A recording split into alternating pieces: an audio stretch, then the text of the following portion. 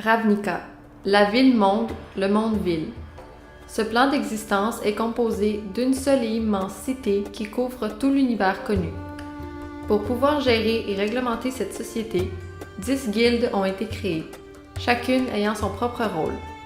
Pour limiter les pouvoirs de ces guildes et les empêcher de s'entre-déchirer, le pacte des guildes a été créé, mais il est insuffisant pour empêcher les guildes de comploter. C'est dans le 10e district de Ravnica qu'a commencé notre histoire, un jour d'hiver apparemment comme les autres.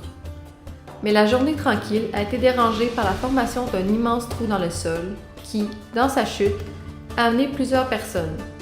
Le rôdeur Almizan, le druide Alcarus, l'advocat Zoloft et le magicien Libuse.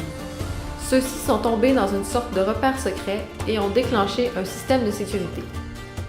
Traqués par un ennemi inconnu, les personnes ont cherché à comprendre ce sur quoi ils étaient tombés.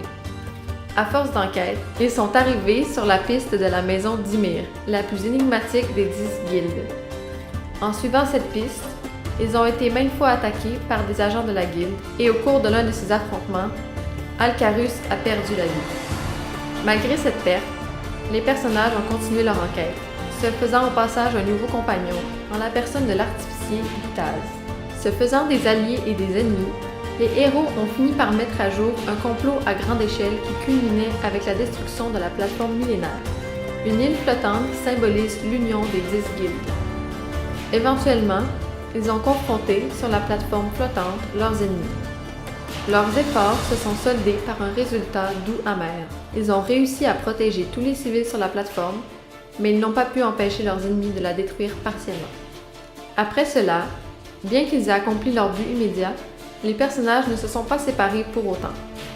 Au contraire, ils ont officialisé leur union en formant un groupe d'aventuriers officiels dénommé le Colorum Testa, la carapace colorée. Ils se sont dédiés à diverses tâches, acceptant des travaux de la part de divers individus. Mais le groupe a bientôt subi le contre-coup de leurs interventions dans les plans de la maison d'Ymir. L'un de leurs alliés, Usana, qui avait beaucoup aidé à contrecarrer le complot, a été assassiné, et le groupe se mit donc sur les traces de l'assassin. Alors qu'ils allaient le capturer, l'assassin a effacé sa propre mémoire pour se protéger. Les héros l'ont pris avec eux, espérant pouvoir rétablir ses souvenirs, sans succès. Plutôt, ils se sont liés d'amitié avec cet individu qui se comportait comme un enfant.